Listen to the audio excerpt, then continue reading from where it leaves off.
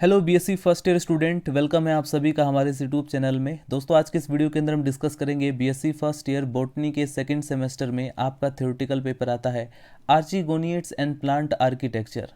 दोस्तों, इस सेमेस्टर से ऑलरेडी मैं कई सारी वीडियोस अपलोड कर चुका हूं जो कि आपके एग्जाम पेपर के लिए मोस्ट इंपॉर्टेंट है। तो अगर आप उन वीडियोस को देखना चाहते हैं तो डिस्क्रिप्शन बॉक्स में आपको लिंक मिल जाएगा, या फिर आप चैनल के अंदर जाएंगे, आपको एक अलग से प्लेलिस्ट मिल जाएगा। आज के इस वीडियो के अंदर हम कवर करेंगे एक मोस्ट इंपॉर्टेंट टॉपिक सिलेजिनिला का पार्ट थर्ड के अंदर हम कवर करेंगे सिलेजिनिला के रिप्रोडक्शन के बारे में। एग्जाम पेपर में आपसे लॉन्ग क्वेश्चन में पूछा जा सकता है, डिस्क्राइब द रिप्रोडक्शन इन सिलेजिनिला। सिलेजिनिला में रिप्रोडक्शन किन किन मेथड्स के द्वारा होता है, इसके बारे में लॉन्ग क्वेश्चन या शॉर्ट क्वेश्चन में भी आपसे पूछा जा सकता है। तो इस वीडियो के अंदर हम सिलेजिनिला के रिप्रोडक्शन को डिस्कस करेंगे। स्टूडेंट, यदि आप बीएससी के कॉन्सेप्ट को हिंदी में समझना चाहते हैं तो आप इस चैनल से जुड़ सकते हैं। हेडिंग डाल लीजिए रिप्रोडक्शन। सिलेजिनेला के पौधे में जो रिप्रोडक्शन होता है वो दो मेथड से होता है, एक वेजिटेटिव रिप्रोडक्शन और एक सेक्सुअल रिप्रोडक्शन, यानी दोनों टाइप के रिप्रोडक्शन इसके अंदर प्रेजेंट है। फर्स्ट ऑफ ऑल हम डिस्कस करते हैं वेजिटेटिव रिप्रोडक्शन के बारे में। वेजिटेटिव रिप्रोडक्शन बेसिकली फ्रेगमेंटेशन की मदद से होता है और बल्बिल फॉर्मेशन के द्वारा होता है। फ्रेगमेंटेशन का मतलब जैसे बॉडी का कोई भी पार्ट है वो टूट जाता है, उसका खंडन हो जाता है, यानी कि उसका फ्रेगमेंटेशन हो जाता है। तो वो जो फ्रेगमेंट टूटा हुआ है वो एक नए प्लांट को जन्म देता है, उसके अंदर टेंडेंसी होती है कि वो एक नया प्लांट बना दे। इसके बाद दूसरा जो इसमें वेजिटेटिव रिप्रोडक्शन का मेथड है वो है बल्बिल फॉर्मेशन के द्वारा। ये जो बल्बिल होती है ये एक नए प्लांट को फॉर्मेशन करने की इनके अंदर भी टेंडेंसी होती है। सिलेजिनेला में मुख्य प्रजनन जो मेन रिप्रोडक्टिव ऑर्गन्स होता है वो स्ट्रोबिलस होता है। इसका आप लोग याद रखेंगे, स्ट्रोबिलस के ऊपर 2 नंबर में शॉर्ट क्वेश्चन में आपसे पूछा जा सकता है। जो मुख्य तने यानी कि मेन जो स्टेम होता है या मेन ब्रांचेस के एपिसिस पर पाई जाती है। एपिसिस यानी आगे की तरफ, अग्रकों पर। ये परिणाम यानी साइज में जातियों के अनुसार 1/4 to 2.3 तक हो सकते हैं। इनका जो आधार है वो प्राय सिलिंड्रिकल होता है तथा अग्र यानी एपिसिस पर यानी आगे की तरफ ये नुकीले होते हैं। प्रत्येक स्ट्रोबिलस वास्तव में लिग्युलेट स्पोरोफिल्स का एक ग्रुप होता है। क्या होता है? लिग्युलेट स्पोरोफिल्स का ग्रुप, यानी बहुत सारे लिग्युलेट स्पोरोफिल्स मिल करके एक स्ट्रोबिलस स्ट्रक्चर बनाते हैं, राइट। स्पोरोफिल पर बीजाणुधानी यानी स्पोरेंजियम होते हैं जिसमें स्पोर्स भरे रहते हैं।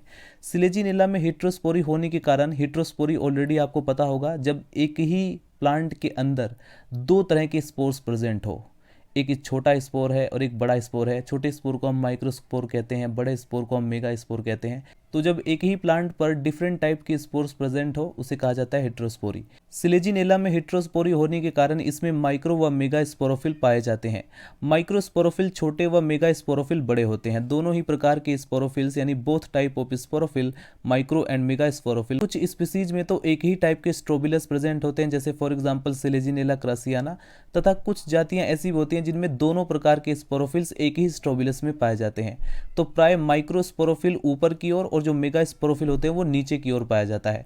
यहाँ पर आप लोग डायग्राम देख सकते हैं, ये है स्ट्रोबिलस ऑफ सिलेजिनेला। सिलेजिनेला के स्ट्रोबिलस का ये डायग्राम है जिसमें फोलिएज लीव भी दिखाई गई है और ये इसमें स्पोरोफिल्स होती हैं। प्रत्येक माइक्रोस्पोरेंजियम अंडाकार यानी ओवल या किडनी शेप, गुर्दाकार तथा लाल या नारंगी होती है, तथा मेगा स्पोरेंजिया कुछ बड़ी होती है और लोब्ड होती है। इसका जो रंग है वो अपेक्षाकृत कम चमकीला पीला या नारंगी होता है। दोनों स्पोरेंजिया ही होती हैं। बाह्य भित्ति जो होती है वो जैकेट लेयर तथा टेपिटम कहलाती है। माइक्रोस्पोरेंजिया में बहुत से माइक्रोस्पोर्स पाए जाते हैं तथा मेगा स्पोरेंजिया में प्राय 4 गुरु बीजाणु यानी कि मेगा स्पोर पाए जाते हैं। दोनों प्रकार के स्पोर्स जो होते हैं वो हैप्लॉइड होते हैं और जैसे इन दोनों का फ्यूजन होगा तो ये डिप्लॉइड बन जाएंगे, डिप्लॉइड जाइगोट बनाएंगे। तो माइक्रोस्पोर मेल गैमेटोफाइट तथा मेगा स्पोर फीमेल गैमेटोफाइट को जन्म देते हैं, जिनसे कि एंथ्रोजोइड्स व आर्चिगोनिया उत्पन्न होती हैं। ये दोनों फ्यूजन करके जाइगोट बनाते हैं। जाइगोट जो होता है वो डिप्लॉइड होता है। 2 हैप्लॉइड गैमेट आपस में मिलकर के 2x यानी जाइगोट बनाते हैं, जो कि फिर से एम्ब्रियो फॉर्मेशन द्वारा स्पोरोफिटिक प्लांट उत्पन्न करते हैं, राइट। एक स्पोरोफिटिक प्लांट पौधे को उत्पन्न करता है।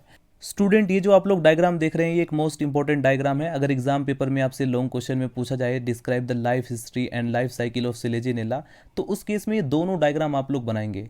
ये सिलेजिनेला की अलग अलग स्पीसीज के स्ट्रोबिलस का लॉन्गिट्यूडनल सेक्शन का डायग्राम है।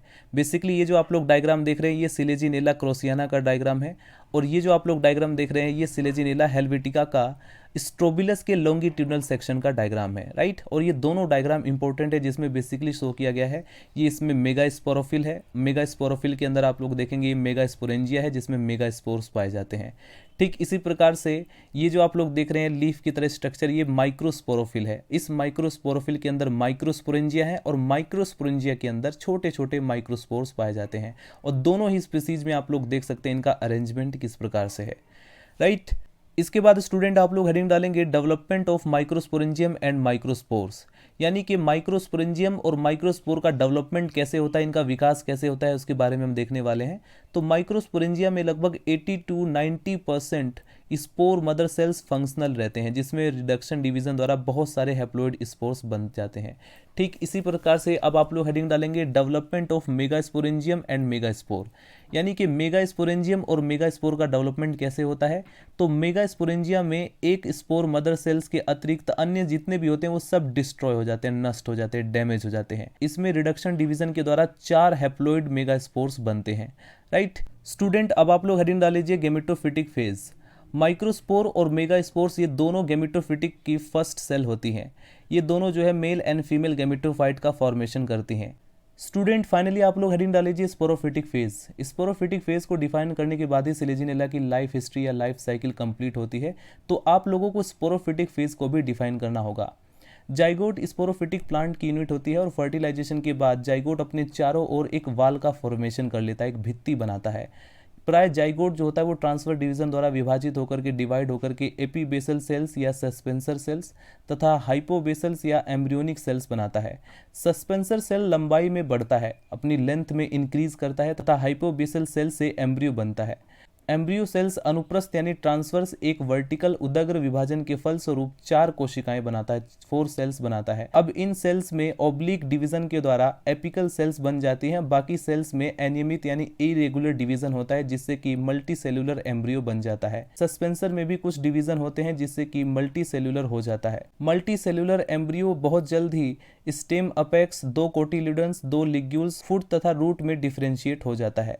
सिलेजिनेला का कंप्लीट मैच्योर एम्ब्रियो अधिकांश मोस्टली स्पीसीज के फीमेल गेमेटोफाइट पर लगा रहता है। ये गेमेटोफाइट या तो पृथ्वी पर गिर जाते हैं या अभी स्ट्रोबिलस पर ही लगे रहते हैं। एम्ब्रियो के कोटिलिडन्स स्तंभ यानी स्टेम के साथ ऊपर की ओर बढ़ते हैं तथा नीचे की ओर विकसित होने लगती है। कुछ समय पश्चात यंग स्पोरोफाइट नए प्लांट में बदल जाते हैं। तो आज की इस वीडियो के अंदर हमने कवर किया सिलेजिनेला की लाइफ साइकिल के बारे में, इसके रिप्रोडक्शन के बारे में। सो आई होप ये वीडियो आपके लिए हेल्पफुल हो। मिलते हैं स्टूडेंट नेक्स्ट वीडियो में। वीडियो पसंद आए तो लाइक करें, चैनल को सब्सक्राइब कर दें अगर आपको इसी तरह की और भी वीडियोस चाहिए तो। नेक्स्ट वीडियो के अंदर हम कवर करेंगे इक्विसिटम के बारे में।